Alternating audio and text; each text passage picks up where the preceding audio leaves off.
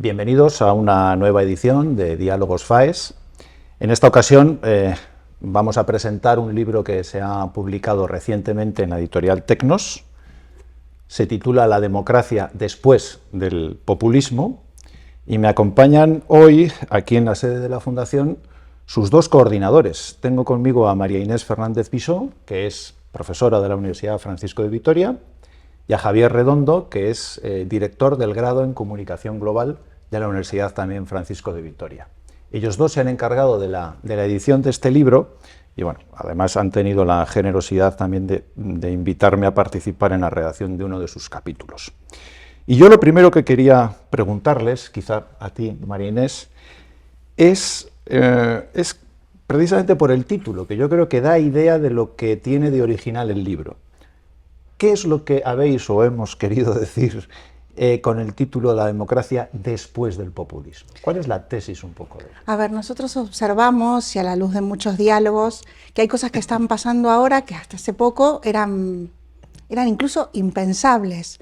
No se trata solo de describir las características de la evolución de regímenes políticos y particularmente del populismo, sino entender cómo funciona este cambio y muy especialmente preguntarnos por sus causas, por qué está pasando esto, qué características tiene, y afrontar este debate, que son cada una de las partes que tiene la obra, desde una doble perspectiva. En primer lugar, no solo tenemos que explicar cómo penetra el populismo, cuáles son las formas en las que se desarrollan estas mutaciones dentro del régimen democrático, sino a partir de un presupuesto teórico muy importante, que quizás en otras obras de análisis sobre diferentes olas del populismo, ¿qué es la democracia? Cuando nosotros, ¿qué es este régimen? ¿Cuáles son sus constituciones o sus elementos constituyentes en forma institucional? Y a partir de ello, explicar cómo se deriva el proceso político que las transforma en otra cosa distinta. Cuáles son los elementos que componen ese proceso de mutación, independientemente de una mera descripción de causas y consecuencias. Javier, en esta misma línea, es decir, la idea de la democracia después del populismo, porque ha hablado María Inés de mutación. ¿Esto qué quiere? Sí, porque mutación era una palabra que nos rondaba desde el principio. De hecho, que una vez suprimida o extirpada un poco de la portada, la empiezo a leer cada vez más. Pero mutación fue la palabra que nos rondó desde el principio porque es la mutación por dentro de los propios sistemas democráticos. ¿Qué ocurre? Que la mayoría de textos sobre populismo son descriptivos de lo que es. ¿Bien? Quizás un poco más atrevido en el sentido de lo que nosotros hacemos es el de Moffitt, que trata de incluir un poco el procedimiento de transformación, pero tampoco es muy avanzado en ese sentido. Entonces lo que consideramos nosotros es que las democracias ya han sido perforadas, contaminadas, infectadas, como lo queramos llamar, de populismo. Es decir, esta democracia ya tiene elementos populistas, lo ha dicho María Inés, que no contenía ingredientes, que no contenía hace 5, 6 o 10 años. Entonces lo que queremos contar es un poco durante el populismo. Ahora estamos en lo que pasa es que, claro, la democracia durante el populismo queda un poco.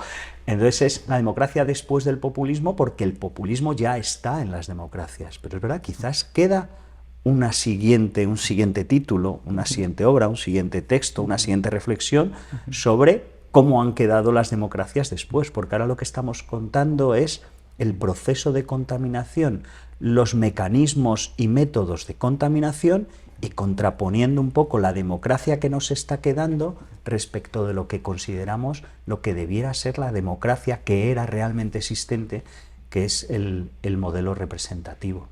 Esto es, os quería preguntar un poco en el orden que vosotros queráis, porque claro, aquí en el fondo lo que se hace referencia es, hemos vuelto otra vez al debate sobre lo que es la auténtica democracia, ¿no? Nosotros defendemos un tipo ideal, que es la democracia que apellidamos liberal, pero no debería hacer falta ni siquiera apellidarla, pero está en debate, está en cuestión, y sin embargo hablamos de ese proceso de mutación por un agente que es el populismo. Claro, yo no sé si te he oído en alguna otra intervención a ti, Javier, y probablemente a ti también, cuando hemos hablado de la redacción del libro y hemos tratado estas cosas, el concepto populismo ha quedado un poco, está también, como el de democracia, en pugna, ¿no? Se ha convertido en muchas ocasiones en una etiqueta infamante, en algo que se arroja a un adversario político y por lo tanto digamos, su densidad conceptual en la ciencia política pues está también en disputa. Entonces, ¿cómo lo definiríamos para abordar un poco, para centrar un poco la cuestión? Es decir, ¿cuál sería el rasgo esencial sin el cual no podemos estar hablando de populismo? A ver, yo diría, lo que dices tú es, el populismo se ha desgastado, la palabra se ha desgastado, entonces por eso nosotros también hacemos una cosa en el libro que es identificar, sin entrar en matices, populismo con antipolítica. Entonces con eso ya de alguna manera te contesto. El populismo es la negación de la política y por lo tanto es antipolítica, por lo tanto es la negación de los consensos. Además, tú lo explicas muy bien en tu capítulo, exige de una retórica, exige de un mesianismo político, exige de una concepción plebiscitaria de la democracia en virtud de un perfeccionismo democrático que no existe, es decir, en virtud de generar unas expectativas falsas. Por eso hablamos de democracia realmente existente, que es la posible. Entonces ese dirigismo, esa convocatoria al referéndum, ese mesianismo político, esa retórica que tú dices también muy bien, retórica profanadora, una retórica muy popular, pero es profanadora de la convivencia, de los consensos, de los acuerdos. Y ahora, por el momento en el que estamos, el momento político, yo ahora, más allá de esas claves que ya se explicó muy bien en el libro de Javier Zarzalejo, Rivero y Jorge del Palacio. Otro libro coral también. Claro, exacto, de las mismas características, y este pues un poco consecuencia de aquel donde estaban descritos esos principios de liderazgo mesiánico, democracia plebiscitaria, directismo y demás. Ahora un rasgo fundamental es el que pasaba más desapercibido hace 10 años, por eso esto ha cambiado mucho, es el de intoxicación y división de la sociedad. Para mí es el rasgo decisivo ahora mismo. El populismo divide artificialmente a la sociedad. Sí, en eso coincido. Bueno, a ver, dentro de la obra quizás hasta hay matices en la definición de lo que es el populismo entre cada uno de sus autores, pero de la dinámica de la lógica amigo-enemigo es el elemento constituyente de una forma de hacer política, antipolítica, que lo transforma en términos absolutos. Y es más, también añadiendo a lo que decía Javier, transforma los fines del sentido del régimen democrático, atacando directamente el prestigio de sus instituciones. La democracia nosotros la entendemos en un consenso procedimental que permite la pluralidad y en el cual hay competencia política, hay una forma de entender la representación y la participación.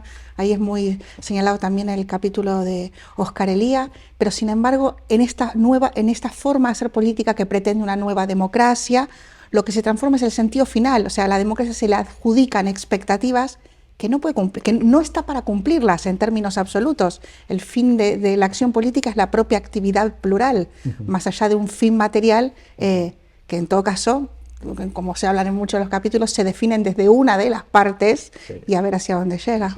Pero no puede cumplir esas expectativas sin subvertir otros elementos básicos de la democracia.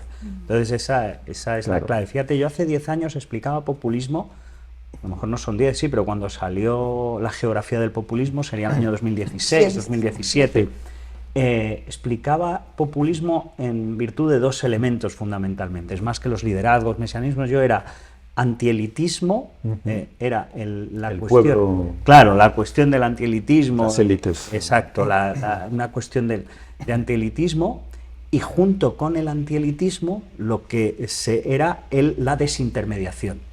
Por un lado explicaba el carácter político, por otro ya el carácter más informativo, y era antielitismo y desintermediación. Las instituciones intermedias no valen. Así lo explicaba yo. Ahora lo explicamos en clave de división, porque eso lo que genera es la subversión del imperio de la ley, la subversión de la separación de poderes, la subversión del Estado de Derecho. Por lo tanto, es fundamentalmente división y fragmentación social. Yo, cuando hablamos de esto, lo has mencionado tú, la vuelta otra vez a lo que ahora llamamos polarización. No hablo en términos de estricta ciencia política, sino un poco como un vulgarizador, ¿no? Pero yo en mi capítulo hago una pequeña distinción un poco arriesgada, porque se ha vuelto a poner de moda Carl Schmitt, ¿no? Se ha vuelto a poner de moda la dicotomía amigo-enemigo y tal, Sin embargo, yo creo que aquí hay entre el pensamiento original de Smith y el de Laclau, por ejemplo, hay un matiz. Una cosa es tener una visión, a eso aludo, ¿no?, pesimista, digamos, o realista, dirían los que se abonan a ella, ¿no?, de la política, de creer que el conflicto, que el disenso es inevitable, que no se puede imaginar una situación definitiva, estática, en la que se acabó la historia, se acabó la política, se acabó el disenso y se acabó la controversia, porque siempre habrán, digamos, formas distintas de enjuiciar algo, o valores últimos distintos, no del todo compatibles, que hasta ahí ese concepto de lo político podría tener cierto sentido a la hora de decir, bueno, pues hay que reconocer al enemigo y hay que poder designar al enemigo. Hasta ahí se quedaría un Smith, digamos, tratable, pero que en el fondo el discurso populista, y está en concreto en Laclau, consiste en construir al enemigo. Y esto tiene que ver también con la creación artificial de una polarización en la propia sociedad. No se trata de reconocer la disidencia o la divergencia, sino de construirla para tener algo que te cohesione a ti.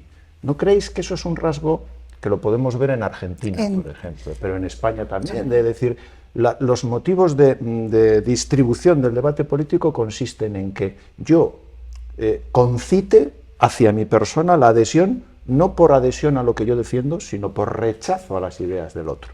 Bueno, pero es que el gran tema de Laclau es la identificación natural entre política, populismo y democracia. Es la transformación sustancial de la ontología del sentido de la política. Pero es que no es solo la dicotomía de amigo-enemigo, sino es que a partir de ese momento toda acción política se deriva de la construcción de demandas. No hay resolución de problemas, no hay deliberación, no hay consenso. Todo se basa a través de la identificación de demandas que se construyen en términos morales generalmente por solo una de las partes. Claro, no hay otra forma de acción. Se elimina por completo cualquier sentido de la acción de la política en tanto que acción.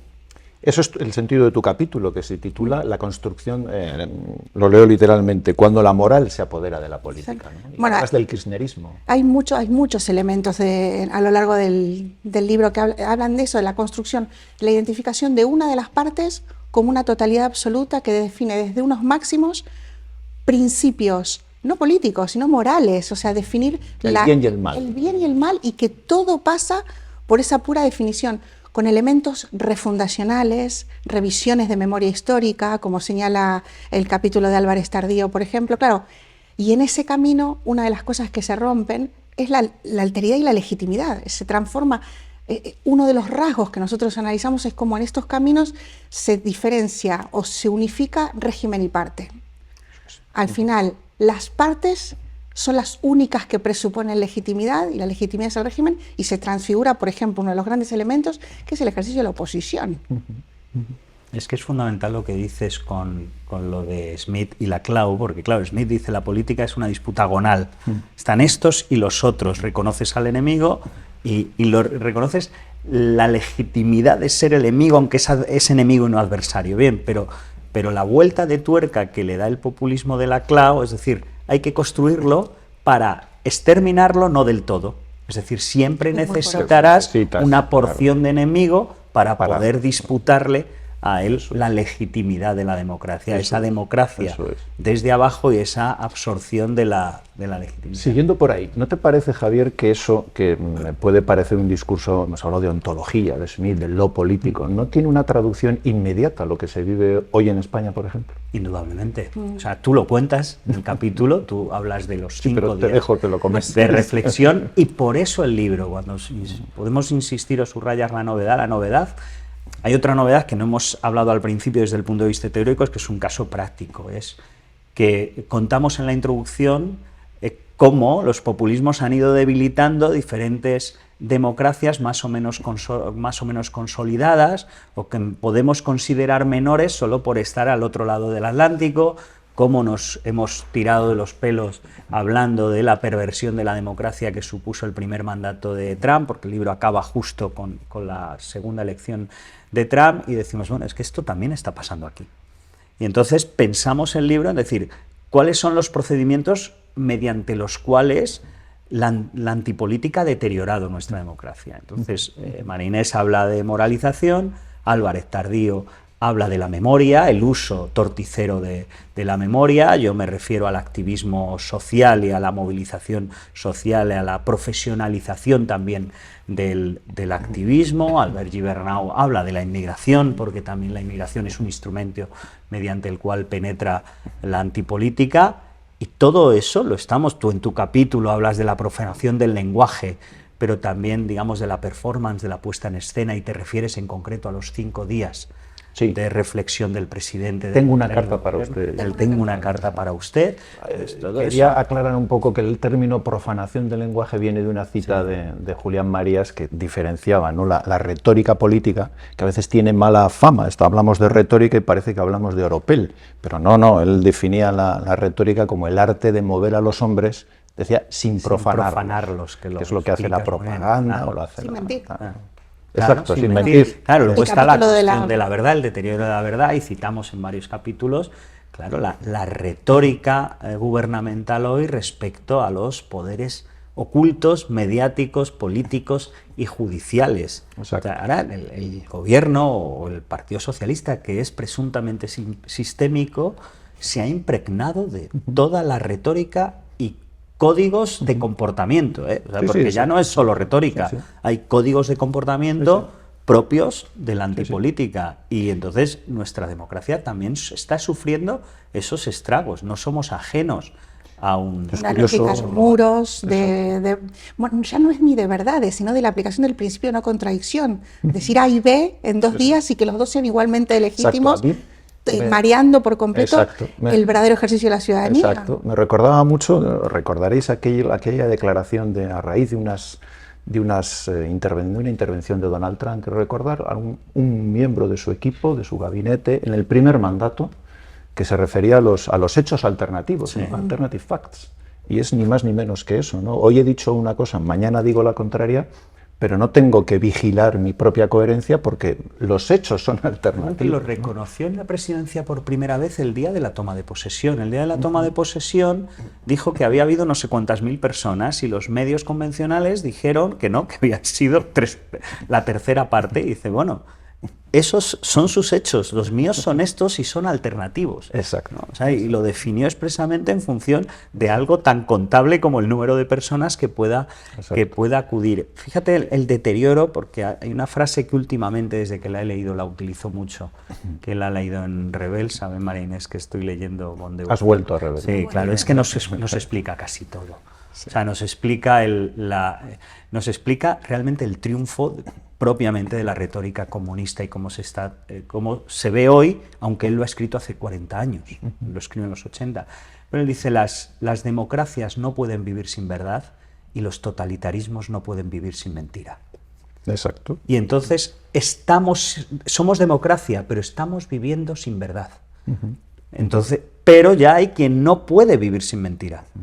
Es decir, que está completamente encapsulado, es preso, es rehén de las propias mentiras generadas, ¿no?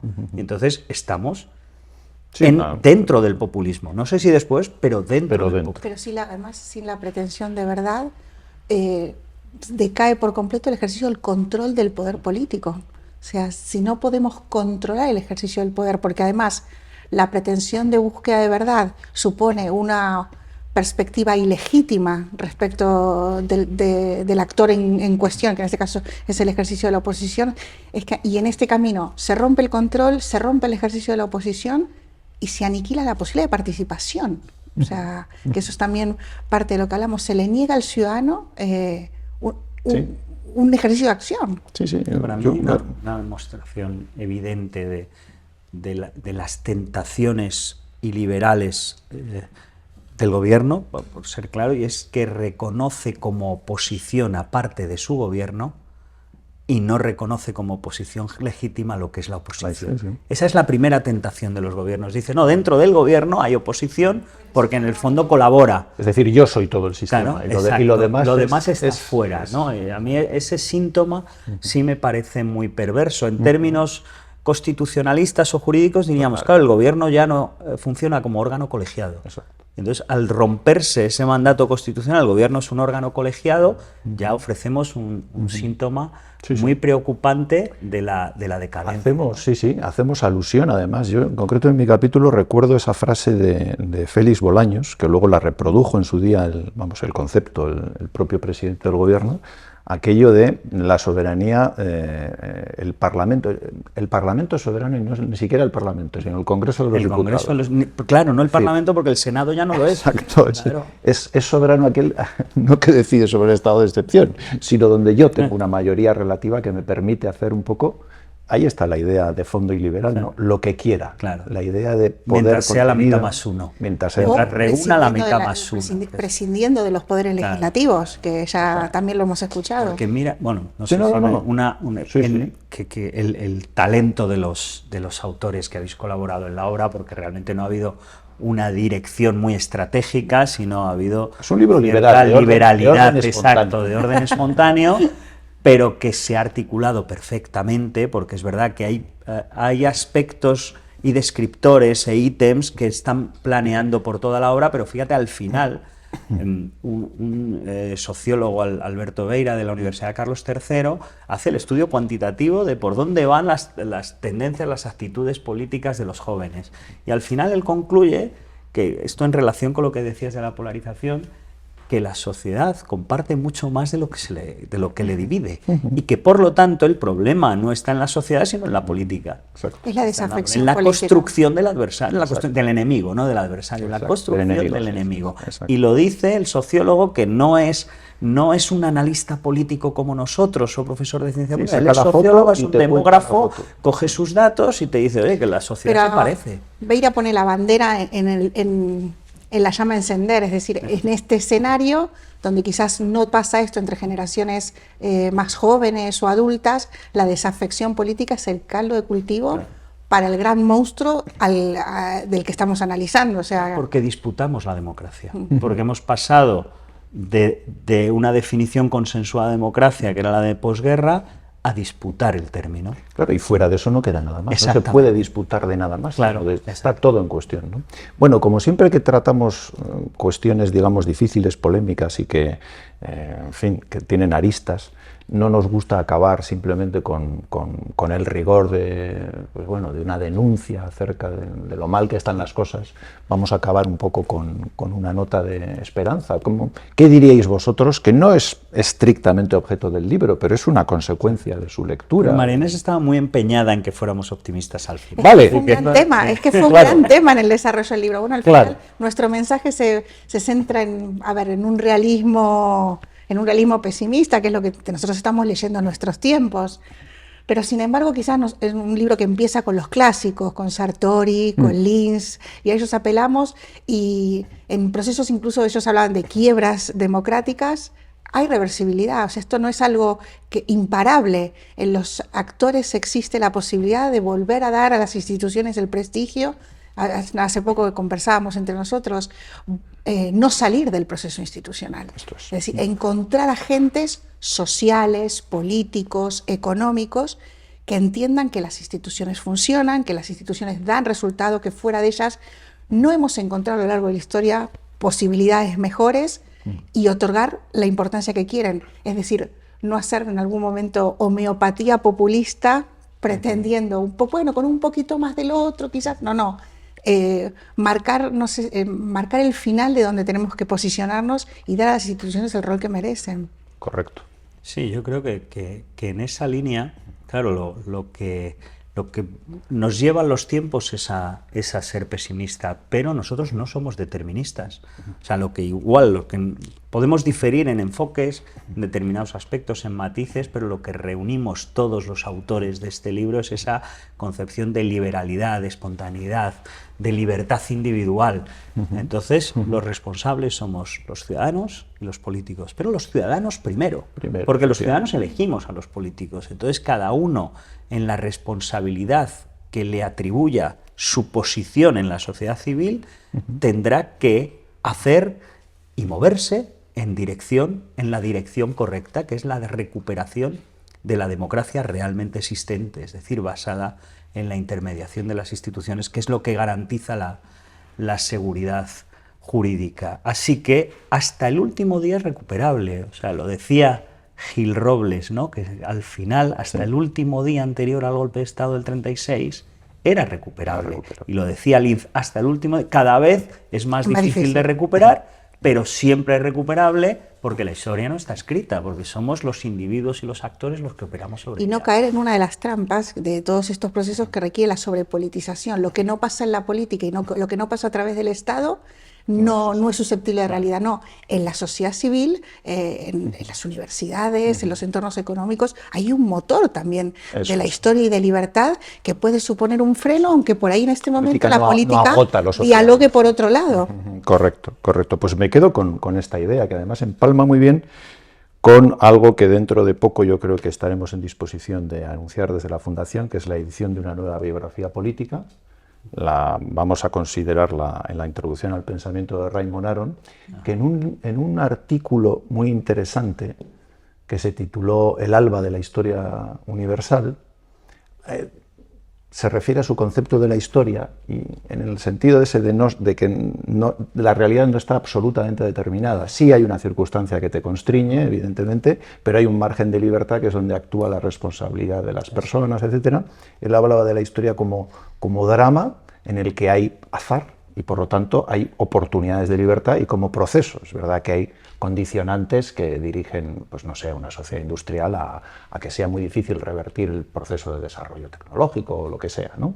Pero que la historia es tanto proceso como drama. Exacto. Entonces, en lo que tenga de drama, los dramas acaban mal o acaban bien. El concepto de drama no tiene por qué ser una tragedia. Claro. Entonces, bueno, pues apelando a esa consideración de estirpe liberal, vamos a hacer un llamamiento desde aquí para que la democracia se sanee, se institucionalice y el drama acabe bien dentro del proceso de democratización que implica pues, la modernidad. Yo creo que puede ser esa la conclusión, pues sí, que no está en el libro, pero que es consecuencia de la lectura. Pero que bueno será la libro, que incluyamos en el siguiente libro. Claro, así hay que seguir trabajando, claro. Pues que muy sí. bien, pues sí, con esta consideración os agradezco que me hayáis acompañado. Gracias a ti por invitarme. Y a quienes nos hayan seguido, pues también esperamos que les haya entretenido y satisfecho tanto como a mí personalmente. Muchas gracias. Muchísimas gracias.